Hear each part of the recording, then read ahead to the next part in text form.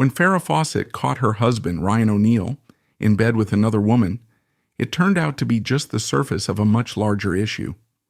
What followed was far more unsettling, as O'Neal's attempts to justify his actions revealed a darker side of the story, but more on that later. RyanONeal might not have been born a fighter, but he developed the habit at a very young age. At just 7 years old, his father built him a boxing ring, igniting a lifelong passion. During his teenage years, he honed his skills as a Golden Gloves boxer while attending University High School in Los Angeles. As he moved into adulthood, this fiery and hot-tempered young man retained his love for fighting, channeling it both in the boxing ring and in everyday life. O'Neal's father moved the family to Germany when he was working as a writer for a TV show. While living there, O'Neal attended Munich American High School, but he quickly became restless and unmotivated. Realizing that her son needed something more engaging, O'Neal's mother secured him a job as a stuntman on an American TV series. This experience marked the beginning of O'Neal's deep passion for acting, which soon took root. His clean-cut blonde hair and innocent blue eyes gave him a wholesome appearance, perfectly concealing the fiery personality that lay beneath.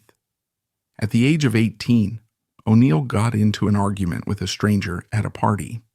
However, instead of handling the situation with words, as many others might have, he chose a far more destructive route. He became physically violent, and the confrontation quickly escalated beyond a typical party fight. The consequences were serious. O'Neal ended up serving 51 days in prison for his actions. Yet even this shocking episode only scratches the surface of the challenges and controversies surrounding him. After returning to the U.S., RyanONeal married the beautiful actress Joanna Moore, and his career took a major leap forward when he secured a highly sought-after role on America's first primetime soap opera. This role turned O'Neal into a star virtually overnight, and together with his stunning wife, they quickly became the talk of the town. Fans across the nation idolized them as the perfect couple, a symbol of glamour and success. However, beneath this dazzling exterior, their private life was far from the golden image they presented to the world. O'Neal and Moore had 2 children, who grew up in the heart of Hollywood. However, instead of dedicating time to their family, O'Neal and Moore often prioritized drinking and indulging in illicit substances over their responsibilities as parents. The situation in their household, though, was far worse than simple neglect. Something much darker and more troubling was taking place within the O'Neal family. Due to O'Neal and his wife's indulgence in constant partying, their children were often left neglected, fading into the blurred background as the celebrations carried on around them. Tatum O'Neal, however, reveals an even darker aspect of her home life.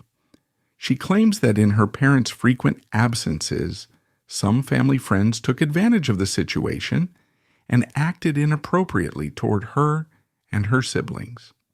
This neglect and exploitation marked only the beginning of the tragic and tumultuous childhood her father subjected her to. O'Neal and Moore's partying quickly spiraled out of control, with their lifestyle becoming increasingly reckless. Matters worsened as Moore, struggling to revive her faltering career, turned to alcohol even more heavily. Their marriage began to unravel in a downward spiral, plagued by dysfunction and turmoil. Adding to the chaos were shocking allegations that O'Neal had physically abused his wife, casting an even darker shadow over their relationship. Life in the O'Neal household became unbearably toxic, far removed from the glamorous image they once projected. Moore eventually found the courage to leave, but the separation brought even greater challenges for the children. After parting ways with their father, they were plunged into an even darker nightmare. The split left Moore battling both addiction and depression, creating a chaotic environment for her kids. Tatum O'Neal has vivid, painful memories of enduring hunger and being forced to use the floor as a bathroom. However, her most harrowing recollection involves her mother's teenage boyfriend, who frequently subjected her to horrific abuse. But where was O'Neal during all of this turmoil? While his ex-wife and children were enduring some of the most challenging moments of their lives, O'Neal was starting anew in Hawaii. There, he remarried Lee Taylor Young, one of his many co-stars, and together they had a son named Patrick. However, history soon repeated itself as O'Neal once again demonstrated that he wasn't suited for the commitments of marriage. Toward the conclusion of their relationship, Taylor Young offered some thoughtful insights about her former husband. After their short-lived marriage, she commented to the press on her perspective, acknowledging Ryan's fiery temperament and tendency to act on impulse. Yet she also emphasized that beneath those flaws, she recognized a profound sense of goodness in him. While Taylor Young opted for a diplomatic and balanced response, O'Neal's behavior during and after their time together seemed to speak volumes on its own. O'Neal wasn't just known for his quick temper. He also harbored a vindictive streak. Although the exact details have faded over time, it's said that he flew into a rage over a disparaging remark Rona Barrett made about him. While negative press is a common occurrence for actors, O'Neal's reaction stood out for its intensity and the alarming lengths he was willing to go in retaliation. Upon reading Barrett's infuriating remarks, O'Neal came up with a devious scheme.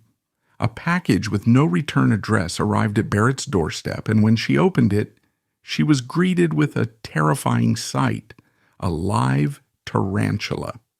The incident left her completely rattled, but what made it worse was O'Neal later being overheard proudly recounting the chilling prank. Despite his troubling actions, RyanONeal was about to experience a turning point that would make him a household name and win over the hearts of audiences across America. During a time when many well-known actors were being considered for the same role, O'Neal saw potential in the part that others seemed to overlook. His confidence in the project proved to be a pivotal decision in his career. In 1970, Love Story hit theaters and resonated deeply with audiences, becoming an international sensation often referred to as the ultimate weep fest. The film's raw emotion and timeless love story struck a chord with viewers, solidifying its place as a cultural phenomenon. For O'Neal, the success of Love Story did more than just elevate his public profile. It launched his career into the stratosphere. His portrayal of Oliver Barrett IV not only captured the public's imagination, but also garnered critical acclaim, earning him an Academy Award nomination for Best Actor. What made O'Neal stand out was his ability to bring depth and authenticity to a character in a film that might have otherwise been dismissed as sentimental. While many of his contemporaries passed on the opportunity, his decision to embrace the role was a career-defining moment, marking his transformation from a rising actor to a bona fide star. Although agreeing to star in Love Story was undoubtedly a smart move for O'Neal's career, it came with a significant financial oversight that he later deeply regretted. Despite the film's massive success and its status as one of the most iconic romantic dramas of its time, O'Neal received only $25,000 for his role. This modest payment was dwarfed by the fortune his co-star earned. Her husband, who happened to be the head of Paramount Studios, had negotiated a deal for her to receive a percentage of the film's profits, which turned out to be monumental given the movie's box office performance. O'Neal, on the other hand, lacked the industry influence and strategic foresight to arrange a similar agreement. As a result, he missed out on an enormous financial opportunity. The disparity between his earnings and those of his co-star became a source of frustration and anger for O'Neal, serving as a bitter reminder of how much money he could have secured had he taken a more assertive approach in contract negotiations. O'Neal didn't take long to find new ways to enjoy the benefits of his growing fame. His portrayal of a young and charming widower who loses his wife to cancer not only garnered sympathy from audiences, but also turned him into a bona fide heartthrob. Women seemed captivated by his looks and persona, and rumors began to spread that O'Neal didn't even need to make an effort to win their attention. It was said that all he had to do was walk into a room, and he could have any woman he desired. This newfound status as a ladies' man seemed to feed his ego, and he embraced the role of a womanizer wholeheartedly, enjoying the attention and adoration that came his way. However, O'Neal's carefree lifestyle wasn't destined to last. The responsibilities of fatherhood soon intruded on his agenda of romantic escapades. Balancing his personal desires with his obligations as a parent proved to be a challenge, and the demands of raising children began to clash with the indulgent lifestyle he had grown accustomed to. While he continued to chase pleasure and admiration, the reality of his duties at home was a stark reminder that he couldn't entirely escape the consequences of his choices.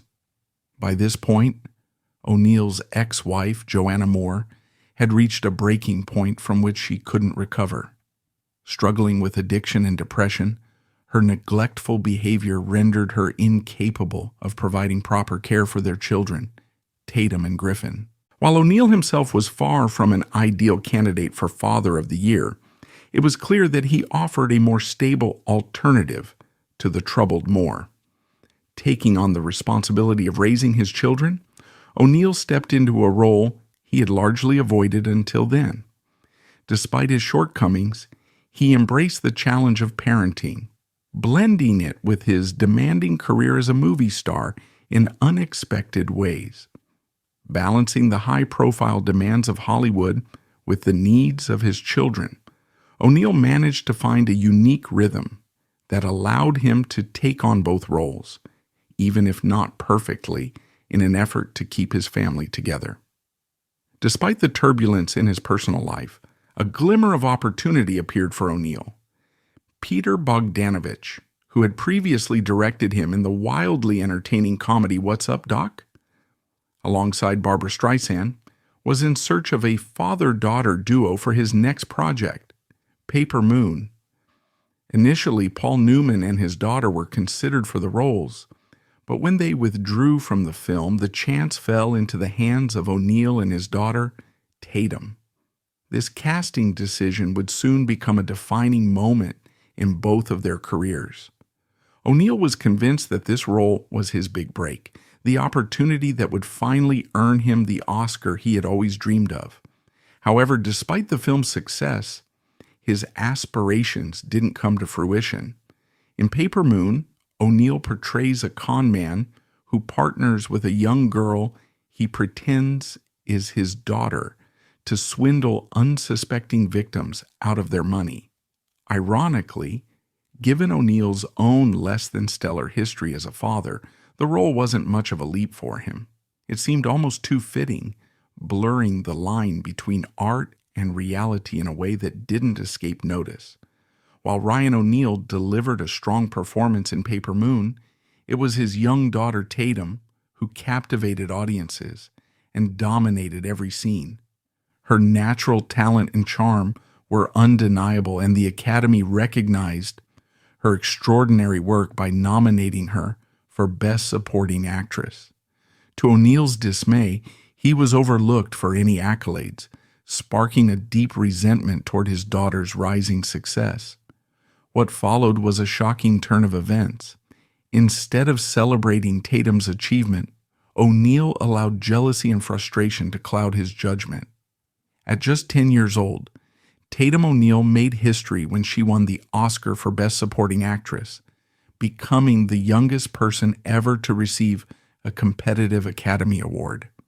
While the moment cemented her place in Hollywood history, it also deepened the tension between father and daughter, casting a shadow over what should have been a triumph for their family. When a visibly nervous 10-year-old Tatum stepped onto the podium to accept her award, She gazed out at the sea of applauding peers and supporters. Yet, amid the celebration, one absence was impossible to ignore. Neither of her parents had bothered to attend the ceremony. For O'Neal, it seemed, there were more pressing priorities, namely, himself and his own career. The O'Neal household was rife with harmful influences, creating a toxic and unsafe environment for the children. O'Neal's struggles with substance abuse brought a revolving door of questionable characters into their home, including drug dealers. These frequent visits often occurred without regard for the safety or well-being of his children. In one particularly disturbing instance, a dealer approached Tatum while she was left unsupervised. Tragically, the situation turned horrifying when the individual crossed a boundary and touched her without consent, adding another painful chapter to her already tumultuous upbringing. Tatum, overwhelmed with devastation and distress, finally found the strength to confront her father with a harrowing truth. She revealed a horrifying encounter with a man in her father's circle, a drug dealer who had taken advantage of her. Instead of offering her the support she desperately needed, O'Neal shocked her with his reaction. He shifted the blame onto Tatum, accusing her of somehow leading the man on, adding insult to injury. As if his response wasn't damaging enough, O'Neal made an even more troubling decision. Rather than cutting ties with the accused man, he chose to keep the dealer on his payroll, prioritizing his own interests over his daughter's safety and well-being. This betrayal deepened the already fractured relationship between father and daughter, leaving lasting scars on Tatum's life. In O'Neal's view, daughters were easily replaceable, but a reliable drug dealer was a rare treasure. His approach to parenting wasn't just shocking, it was outright harmful. When teenage Tatum began to gain a little weight, O'Neal took it upon himself to offer what he considered helpful advice. Surrounded by the various substances readily available in their chaotic household, he suggested that she use some of them as a method to lose weight. This dangerous recommendation exemplified the deeply dysfunctional environment in which Tatum was raised. Despite her father's reckless decisions pushing her toward a dark and perilous path, Tatum O'Neal faced battles on multiple fronts. She struggled with her father's erratic behavior, her own addiction to substances, and the instability of her home life. The weight of these challenges eventually became unbearable. In a moment of profound despair, overwhelmed by the chaos surrounding her, Tatum made a heartbreaking and life-threatening choice. She attempted to take her own life. Fortunately, Tatum's attempt to take her own life did not succeed, but the emotional toll was immense. Instead of responding with compassion or offering the empathy she desperately needed, O'Neal met her pain with cruel indifference. Rather than addressing the deeper issues behind her distress, he dismissed her struggles with harsh and insensitive remarks, further alienating his already fragile daughter. Tragically, Tatum wasn't the only child to suffer from O'Neal's neglect and mistreatment. His son Griffin also bore the brunt of his father's volatile behavior. O'Neal's lack of emotional support and his tendency to lash out created an environment where neither of his children could find the solace or guidance they needed, leaving lasting damage to their relationships and emotional well-being. Griffin O'Neal has alleged that when he was just 11 years old, his father offered him illicit substances. O'Neal, however, adamantly denies the accusation, dismissing it with a cold remark that he would never share his expensive stash with anyone, let alone his son. Regardless of the truth behind this specific claim, O'Neal's history paints a troubling picture. Time and again, his actions demonstrated that his children were never his priority, leaving them to bear the brunt of his neglect and self-absorption. O'Neal's friend, Lee Majors, best known as the $6 Million Man, was in a high-profile relationship with Farrah Fawcett, making them one of Hollywood's power couples. However, while working on a project in Canada, Majors grew worried that Fawcett might feel lonely in his absence. In an attempt to keep her entertained, Majors turned to O'Neal for help. Unfortunately, Majors greatly misjudged O'Neal's character, making what would turn out to be a significant mistake.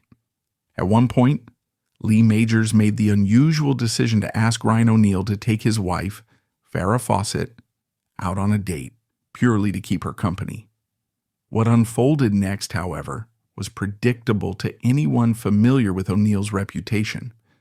Following Majors' suggestion, O'Neal invited Fawcett out, but like the devoted wife she was, Fawcett immediately informed her husband.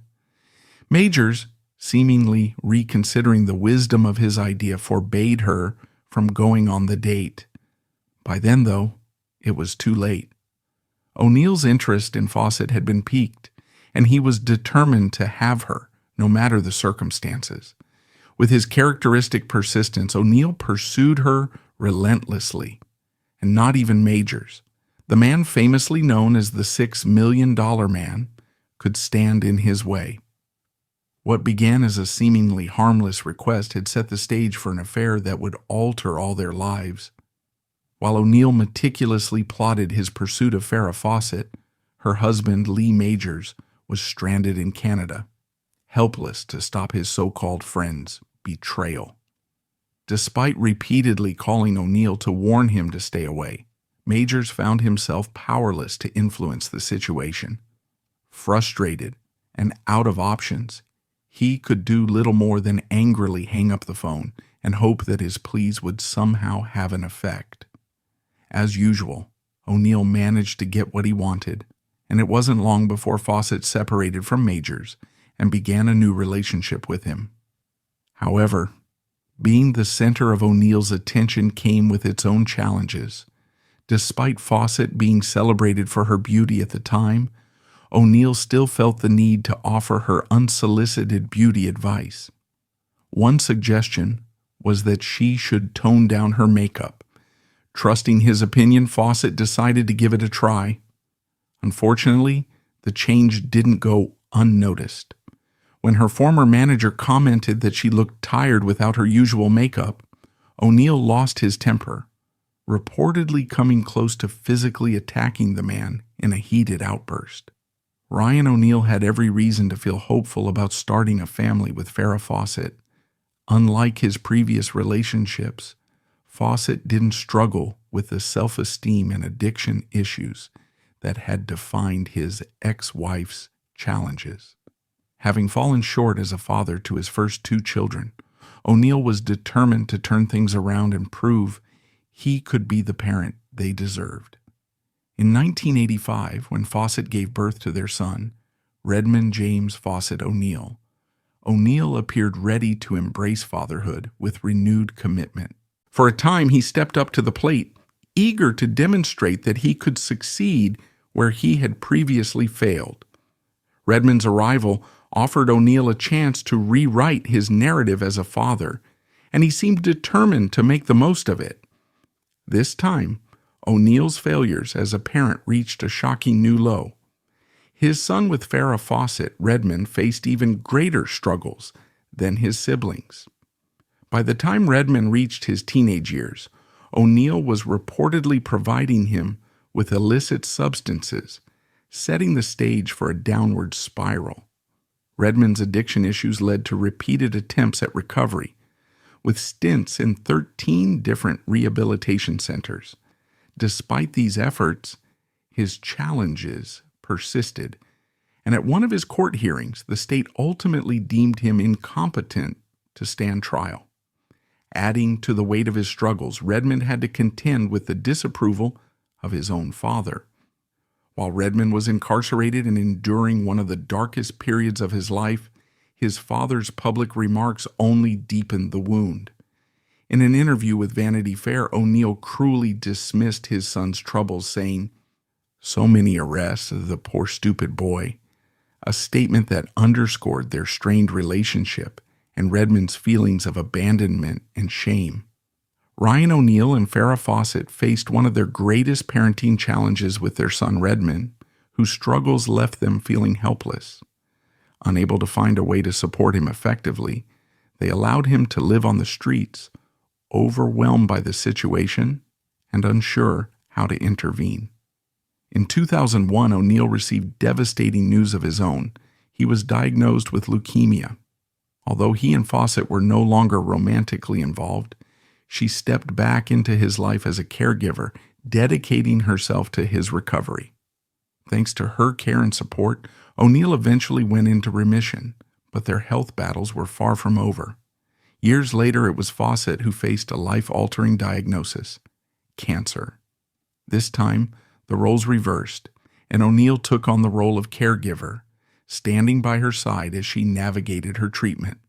Their shared history and enduring bond became a source of strength for both, even as they grappled with life's relentless challenges.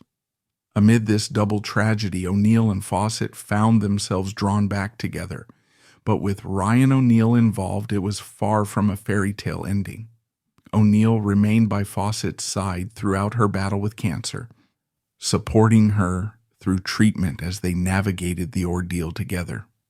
Their bond seemed to strengthen, culminating in a party to celebrate not only Fawcett's recovery, but also her milestone 60th birthday. The gathering brought the O'Neal family together, and for a brief moment things appeared to be on an upward path.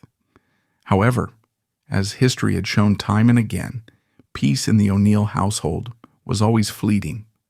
It was only a matter of time before the cracks began to show.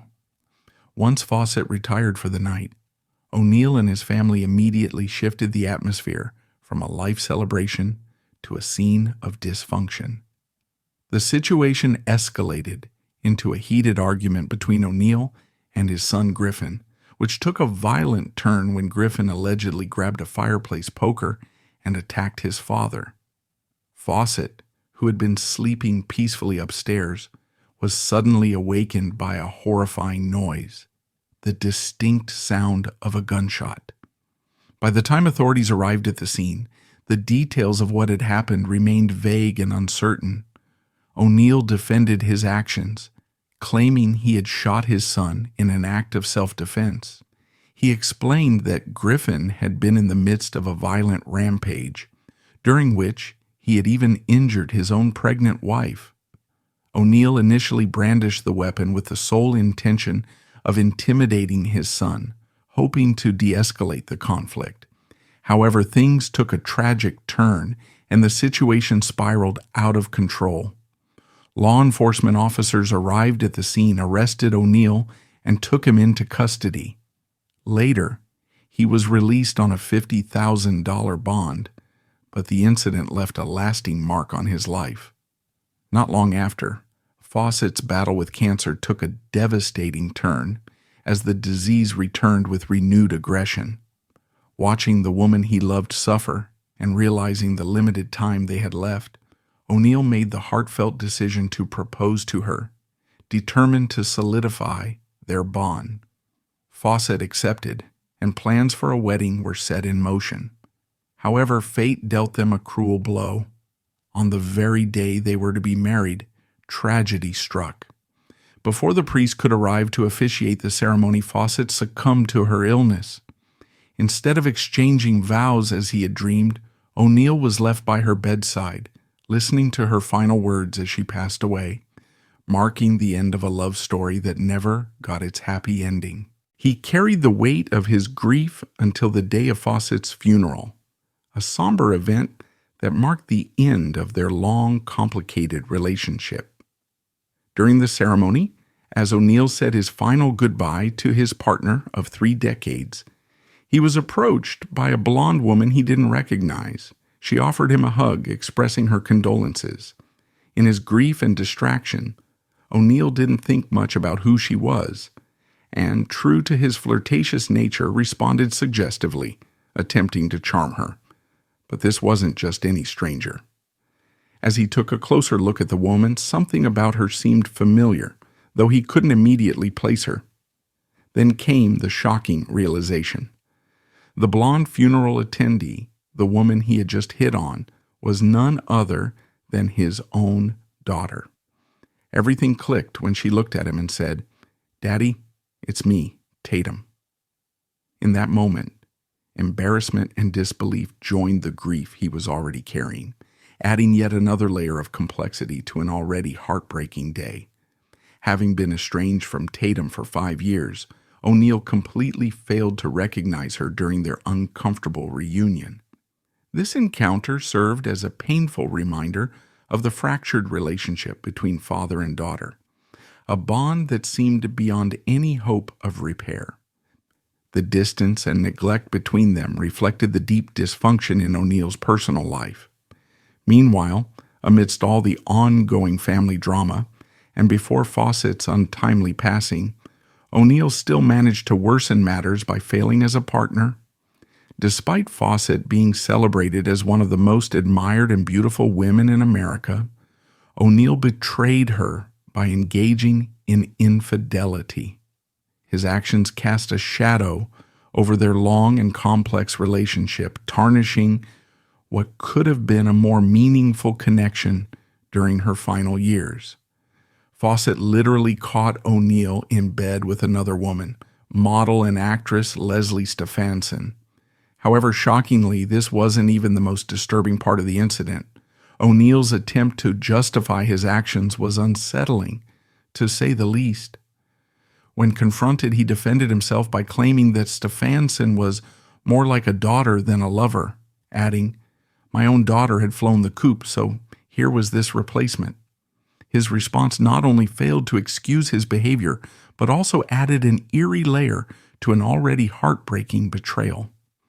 This comment, referring to the woman he was caught sleeping with, was yet another example of O'Neal's uncanny ability to distort his actions into bizarre justifications. In this case, his defense that Leslie Stefanson was more like a daughter than a lover was not only unsettling but also highlighted his lifelong habit of avoiding accountability for his behavior. O'Neal consistently twisted the narrative surrounding his missteps into outrageous cover-ups, yet the reality of his life was often stranger than fiction.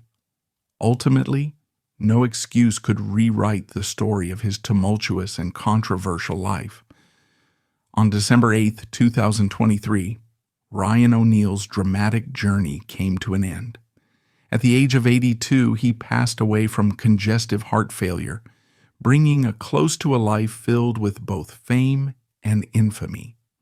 In a final act of poetic symmetry, he was interred beside Farrah Fawcett, his longtime partner and the woman with whom he had shared decades of a complex and often troubled relationship. Despite the dysfunction and drama that marked many of his connections, O'Neal's love for Fawcett endured in his own way, and in the end, she symbolically remained by his side. Perhaps fittingly, the story of RyanONeal, a man whose relationships were as intense and chaotic as his life itself, came to a close in a way that tied him forever to the person who had shaped so much of it. If you enjoyed this story or others like it, don't forget to show your support by subscribing and giving this video a like. Stay connected for more engaging and insightful stories coming your way.